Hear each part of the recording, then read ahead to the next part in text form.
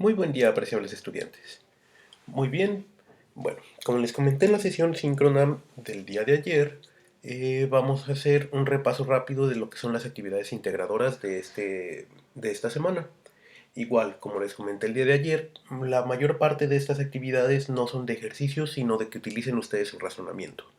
Entonces únicamente les explicaré más o menos cómo se deben de hacer estas actividades.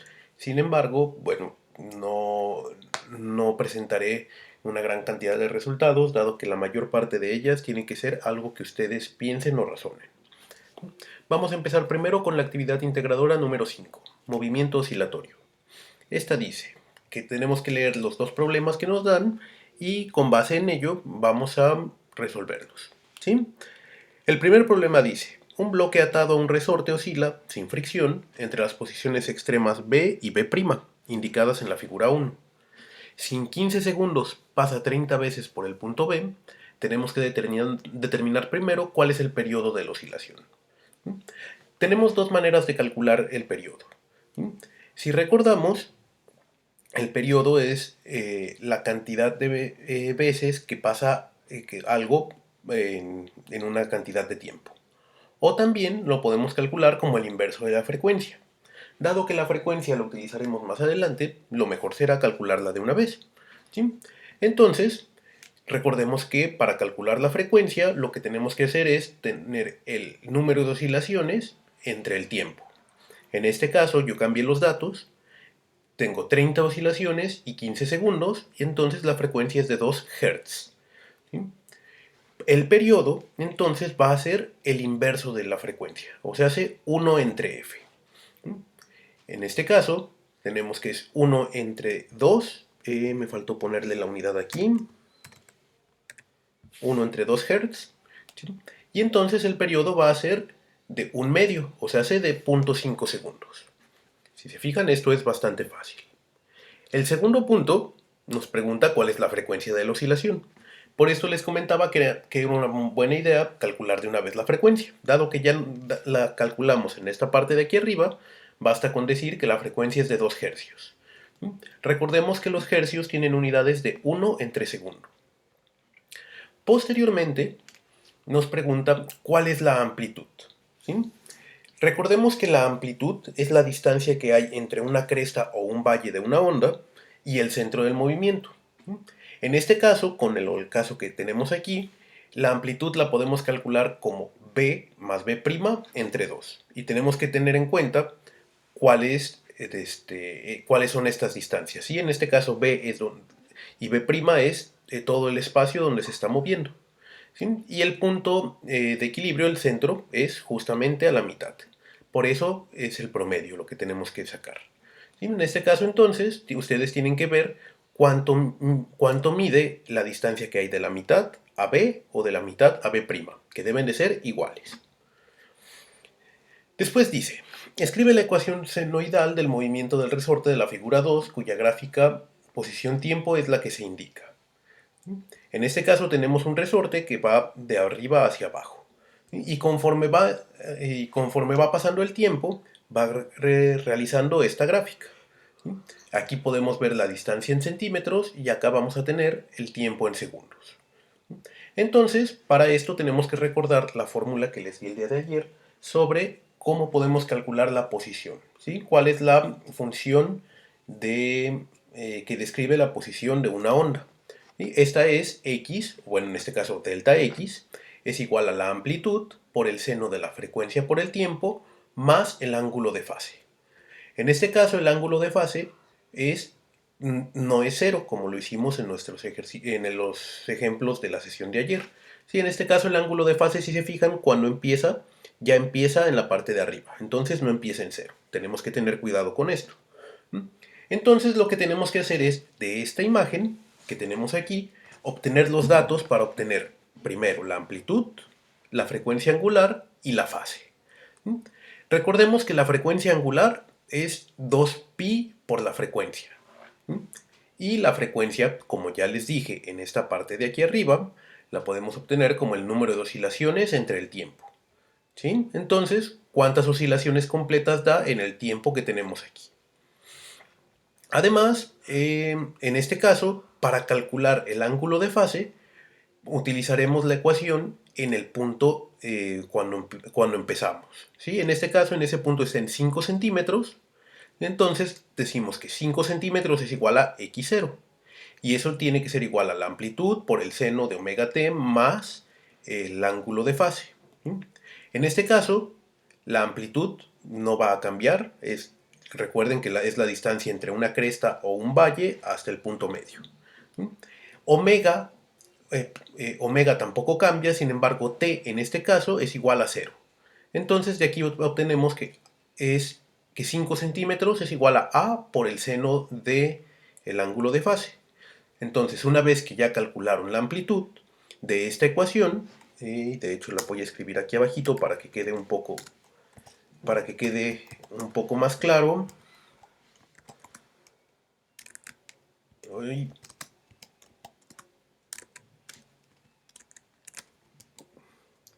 Bueno, quería que apareciera automáticamente la ecuación. De la ecuación a por el seno de phi, recuerden que tienen que calcular primero a, es igual a 5 centímetros. Entonces de aquí ustedes pueden despejar la phi que tenemos aquí para decir, y lo voy a escribir, que phi va a ser igual al seno a la menos 1 de 5 centímetros entre a. Entonces, si ya calcularon ustedes cuál es la amplitud, únicamente tienen que calcular el ángulo de fase de esta manera. Y así, sustituyendo todos estos datos en la ecuación, resuelven esta parte del ejercicio. Posteriormente tenemos el problema 2, que dice, en un concierto hay una persona tocando la nota La, que es a 440 Hz, en el saxofón y otra tocando la nota Si, perdón, a 494 Hz en el clarinete. La nota en el saxofón es tocada con el doble de amplitud que la del clarinete. Tomando en cuenta la información anterior, da respuesta a las siguientes preguntas argumentando cada una y señalando de qué nota se trata en cada caso. En este caso no deben de hacer ninguna cuenta. Lo único que ustedes deben de hacer es inferir las respuestas, pensarlas y deducir cuáles deben de ser las respuestas. La primera es, ¿el tono de una de las notas es más agudo? Sí, no y por qué. ¿La intensidad de una de las notas es mayor? Pues sí, no y por qué. ¿La velocidad del sonido de una de las notas es mayor? También sí, no y por qué. ¿Y se escucharían igual si tocaran la misma nota? Sí, no y por qué. Si se fijan, no tienen que hacer ninguna cuenta en este problema. Lo único que tienen que hacer es pensar en cada una de estas preguntas, tomando en cuenta las frecuencias en las que se están emitiendo las ondas, y con esto contestar. Es un problema más de análisis que de hacer cuentas. Por eso es que no he puesto yo nada aquí, porque esto ustedes lo tienen que inferir. La segunda actividad de esta semana se llama ondas electromagnéticas. En esta actividad también tenemos que inferir muchas cosas. Tenemos varios problemas de los cuales tenemos que explicar alguna respuesta que nos están pidiendo. Por ejemplo, el primero dice, el ejemplo Doppler explica por qué cuando pasa una ambulancia a alta velocidad se escucha más agudo mientras se acerca y más grave mientras se aleja. ¿Sí? Y nos pone una imagen. Si se fijan, cuando la ambulancia se está moviendo hacia adelante, entonces el sonido también está viajando, bueno, en este caso está viajando en todas las direcciones. Pero cuando viaja hacia adelante, en este caso la frecuencia con la que se está transmitiendo es mucho más corta que con la que se está... Perdón, es mucho más grande la frecuencia, mucho más alta, que lo que se está transmitiendo hacia atrás. Esto es debido a que a la velocidad de la ambulancia le sumamos la velocidad del sonido y es por esto que podemos escuchar la ambulancia de diferentes maneras dependiendo de si va o si viene. No solo pasa esto con las ambulancias, también con los vehículos pasa esto. No sé si han visto que cuando pasa una moto muy rápido a su lado, hace un sonido cuando se va acercando y cuando se aleja hace un sonido diferente. Esto no quiere decir que la moto haga sonidos diferentes, únicamente que por la velocidad que lleva, la onda se propaga de diferente manera hacia adelante o hacia atrás. Entonces, tomando en cuenta este fenómeno, el efecto Doppler, tenemos que pensar en el movimiento de las estrellas y decir qué debería de suceder con el color de una estrella amarilla si se acerca a nosotros y qué debería de pasar con su color si se aleja. Y hay que argumentar la respuesta. En este caso recordemos que la luz también es una onda, también tiene comportamiento y además debemos de tomar en cuenta la información que les pongo aquí. ¿Sí? Que el espectro de la luz visible va desde una frecuencia de los 400 nanómetros hasta los 750 nanómetros. ¿Sí?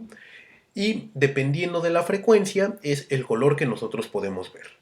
Eso quiere decir que si la estrella es amarilla, que está aquí en 600 nanómetros, cuando, cuando la frecuencia aumenta, ¿sí? Entonces va a cambiar a un color. Cuando disminuye va a cambiar hacia otro color. Esto es lo que ustedes deben de analizar y decir qué pasa. ¿Sí? Y obviamente deben de argumentar muy bien su respuesta. El segundo problema dice, a continuación se muestra la potencia radiante respecto a la longitud de onda, es decir, la potencia con la que emite cada longitud de onda de un foco incandescente y de una lámpara LED. Hay que tener cuidado con las escalas de los ejes. Si se fijan, en la primera tenemos la bombilla incandescente, que nos dice cuáles son las longitudes de onda con las cuales emite la luz. Si recordamos, dijimos que el espectro del visible está entre los 400 nanómetros y los 750 nanómetros.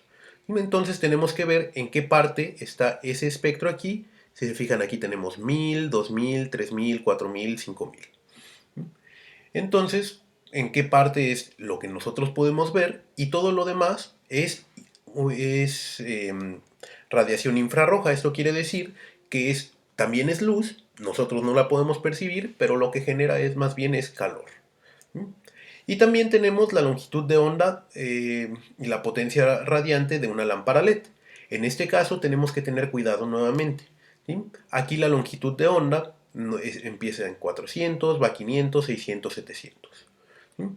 Entonces dice, considerando que el espectro de luz visible está entre los 380 nanómetros y los 750, ¿sí? ¿En qué región del espectro electromagnético emite la mayoría de su energía una bombilla? ¿Sí? Una bombilla incandescente en este caso. ¿Y por qué las lámparas LED tienen mayor eficiencia que las lámparas incandescentes? Nuevamente, tomando en cuenta esta información que les acabo de dar, ustedes deberán de responder estas preguntas. Después tenemos el problema 3 y dice, si una persona tiene un problema congénito que no le permite producir eritropsina, que es una sustancia que permite mayor sensibilidad para las longitudes de onda largas en el cono de la retina, a cantidades suficientes, ¿qué problemas en su visión le ocasionaría y por qué? ¿Sí?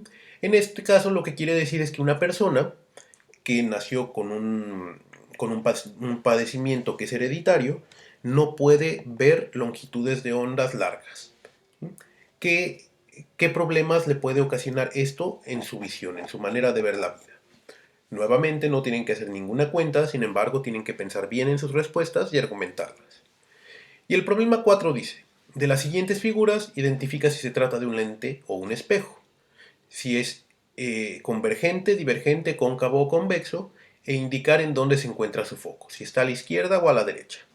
Y nos ponen 4 figuras. Para resolver este caso hay que recordar sobre todo algunas definiciones importantes para lentes y espejos.